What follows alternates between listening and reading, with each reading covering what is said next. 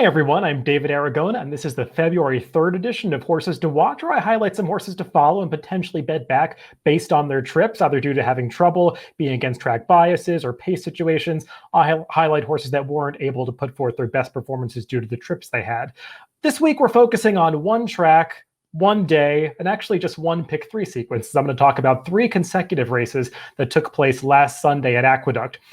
It was a day that featured a track bias, and I do like to highlight these days at Aqueduct where there are track biases. You see it on different days throughout the winter. Either the rail gets good or the rail gets bad. Sometimes due to kickback, there's a speed favoring situation, or days that favor outside closers. This was definitely the latter. Sunday at Aqueduct was a day where horses moving outside had a significant advantage, and that appeared to be due to the fact that the rail was just deep and tiring and not the place to be. We're going to see an example of that starting with the fifth race on Sunday at Aqueduct. We're going to break these horses from the gate, and I want to focus on the number 3, Shane's Pretty Lady. They come out of the gate, and you can see that she breaks from the number 2 post pretty well, but her rider, Eric Hansel, is going to take her towards the back of the pack. That's fine. She is a horse that likes to come from off the pace. The problem arises, though, when he guides her down towards the inside path. And you started to see throughout the day on Sunday, rider by rider, one by one, began to notice that you didn't want to be down towards the rail. This was about halfway through the day, but at this point, you can already see certain riders starting to guide their horses a couple paths off the rail, trying to avoid that inside path. Eric Hansel had not gotten the memo by that point in the day, though, because he puts this filly right down on the inside, and you can see that half the field is trying to keep their horses wide of the rail. Even those that have the ability to move down inside, they're keeping them in about the 2 or the 3 path, and you'll see that by the time they get to the quarter pole. The horses that do well in the race, unsurprisingly, are those that are traveling 4 to 5 wide, those being the number 6, Pleasure Luck, and the number 5, Make Mischief, the latter of which is your eventual winner of this race. And you're going to see what happens here coming to the top of the stretch. The number 3, Shane's Pretty Lady, she's going to be the only horse traveling in that inside path down on the inside. And in horse racing, when a situation seems too good to be true and the Red Seas part for you, that often is too good to be true, because everyone's staying off that inside path for a reason. It looks for a brief moment like Shane's Pretty Lady has some momentum build up as she's launching that closing run, but she's just going to run into that deep path down inside, and she's unable to sustain that move. And the horses moving outside are actually moving away from her at the top of the stretch, even though she appeared to have a momentum advantage coming to the quarter pole. So I just think that's a great example of a horse that was ready to run a big race, but was hindered by the way the track was playing. So she was moving in the right direction ahead of this race as a 3-year-old filly that seems to have found her niche as a closing runner in these 1-turn 7 furlong to a mile races. And I think we'll see her put forth a better performance next time out. Moving on to the next race on that Sunday card, the 6th race. It's a maiden special weight for the 3-year-old fillies going 6 furlongs. Let's break these from the gate, and I'm going to focus on the number 1 horse, Cause to Dream, who is part of an entry in this spot. Now, she would have definitely been the higher price in this entry if these two were split up, because her running mate was the one who took all the money in here. I think the entry went off at 7 or 8 to 1. Cause to Dream, if she had been in here by herself, she probably would have been in the 30 to 50 to 1 range, because her one prior start at Belmont was just a total debacle. She was not competitive in that race at all, checking in last far behind the rest of the field. So this was her second career start, having shown nothing in that debut. She takes a big step forward here, but I think she could have actually done even better if she hadn't gotten this kind of ride. Just like Shane's Pretty Lady, she's a little off the pace, but she's right down the inside path, and her rider, Katie Davis, has not made the adjustment to try to get her off the inside. She's sticking her right down in there, and there's going to be an opportunity coming to the top of the stretch where she could try to get her off the rail, but instead she makes that same decision that Eric Hansel did in the prior race, sticking this horse right down on the inside path, and she's actually going to try to squeeze through inside of the tiring number 5 horse. That's just not where you wanted to be on this day, and once again, you see the winner of this race coming right down the center of the track, the number 7, Just Read It, that filly with that lightning bolt star.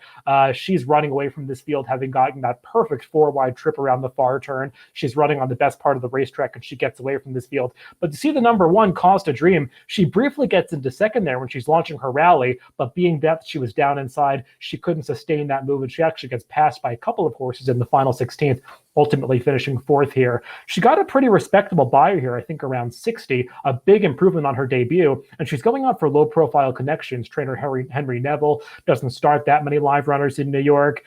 She actually has some pedigree, though, on the dam side. Her dam's a half-sister to Grade 1 turf winner Diamondrella, as well as stakes performers like Bonnie Blue Flag and Highest Honors. So even though she's going out for some connections that don't have a lot of live horses, there is some potential for this one to be better than she seems, and I think we'll see a better performance from her next time out when she gets on a fair racing surface.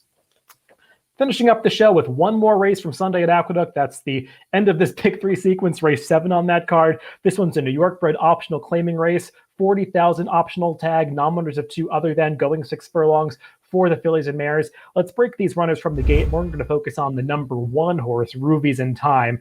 She breaks very sharply in this race. They come out of the gate and she is already about a half length in front of everybody else in this field. And that's exactly what you want from a horse who has tactical speed like she does. She does her best running towards the front end, not a need the lead type, but when she breaks as sharply as this from the rail, you can't blame her rider, Manny Franco, for going forward with it and securing the early lead.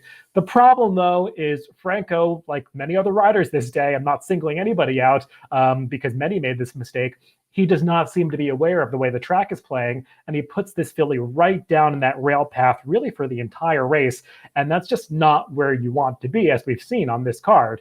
And unsurprisingly, the horse that's going to win this race is actually the horse that's getting that 4-wide trip around the far turn, the number 7 Elegant Sip. Typically, that's not the trip you want, a horse losing ground on the far turn, trying to come from off the pace into a seemingly moderate early splits, but that is the kind of trip you want when the rail is dead. And you see Ruvies in Time, she kicks away a bit at the top of the stretch. She's really running down there. She's actually putting forth a pretty big effort, but by the time they get to the 8th pull here, you could see that she's starting to lose some momentum. That inside path, the deep going down there, it's taking its toll on her, and she's just unable to hold on. But I have to say, she battles on down in that rail path a lot better than almost anybody else did on this entire card at Aqueduct. So there's a reasonable argument that she was the best horse in this race, given that trip that she got. And she's had an interesting pattern because 3 races back, she was on a track that appeared to be heavily biased towards the rail path on December 19th. And she won that day impressively by over 5 lengths with a career best 86 buyer. Came back next time out, didn't get the best ride, was rated on the outside,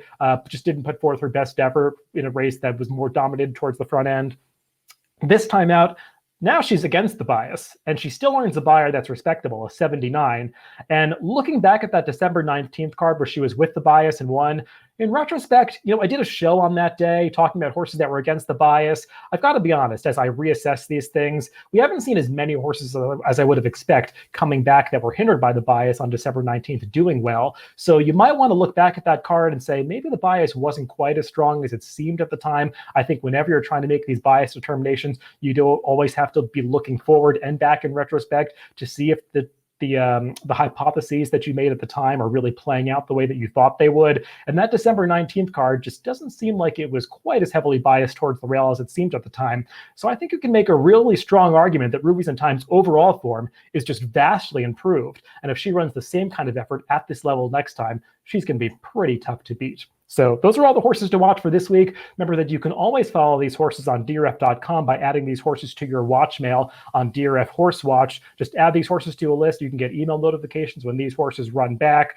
when they have workouts, when they're entered. That's how I like to follow these horses in the future when they are entered next time out. So thanks for watching this week. Remember to stay tuned for future episodes of Horses to Watch on Wednesdays to come.